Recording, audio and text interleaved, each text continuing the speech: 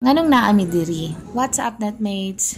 Shema well to all of us. Syempre, matagal na naman ako nakapag-upload. Here's our housing orientation last August. We were informed how to be a good steward of the housing where we were living in. So, it's our first week in IGSL. So, when you choose to study here, you will be provided with a scholarship if God's will, and also a housing for you. But we need to pay our bills every month, like the electricity and the water. Pwede rin kung nag-order kami ng gasol or any kind na nagamit namin for the whole month.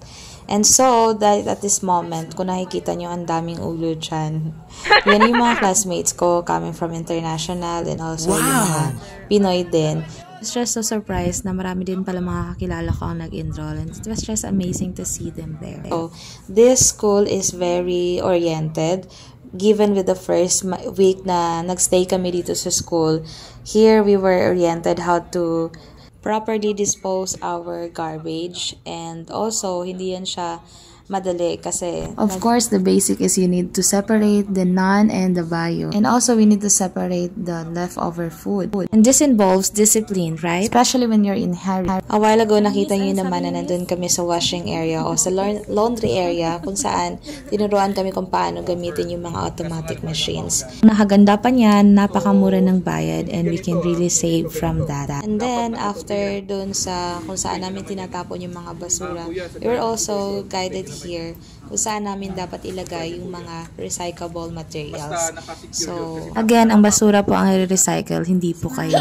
Right after the orientation for the housing, we went directly to our unit and answered some of the surveys that had happened for our orientation. And so, first day pa lang guys, tanawa, nabulakboy na yung tulo. This is Eds, and the one who's driving is my roommate, si Dina. So, we're going to SM because we need to buy some food and anything that we could survive. Actually, kakain lang kami niyan kasi wala na kaming food sa unit, and then late na rin natapos yung orientation. So, yun. No, makarelate mo nga sa kadaghang pagpilian, maabdan mo pila ka oras sa pagplano, and then naka-decide mi nga diretso na lang mig SM para mamalengke na lang pud mi for the whole month ka budget, kay for sure pag nanay klase wala na gid me time mo gawas para mag-grocery. So I'm so happy to meet these two. At least dili ra ako isa babae, but actually naa pa mi mga kauban nga mga classmates nga girls, but then wala lang pa namo kayo sila na meet this time. Syempre katon pud tag shy type oy first week ko ba. Pero sa amo ang batch, gamay ra kayo mga girls. I think we're just 6 or 8. And then the rest of that are boys. Wow! Actually, nakaginhawan na kong tarong kasi nana akong roommate and na-expose na ko sa mga classmates. But the past days, grabe gyud ang ako ang anxiety. But according to my mentor, normal rin daw siya pag naka sa diversity area. Especially nga, lahi-lahi nga mga tao ang ako ang nakasalamuha. So, nabot na mig SM guys.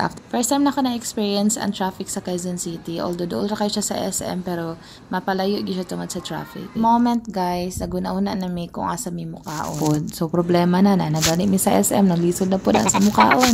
And guys, we came from different background. I was so surprised na yung roommate ko is from Coast Guard, and then si Eds is a teacher by profession. So, I didn't know why the Lord has called us together here, coming from different background, but I believe that we want to be equipped in our leadership skills through this school. So, now you know the reason kung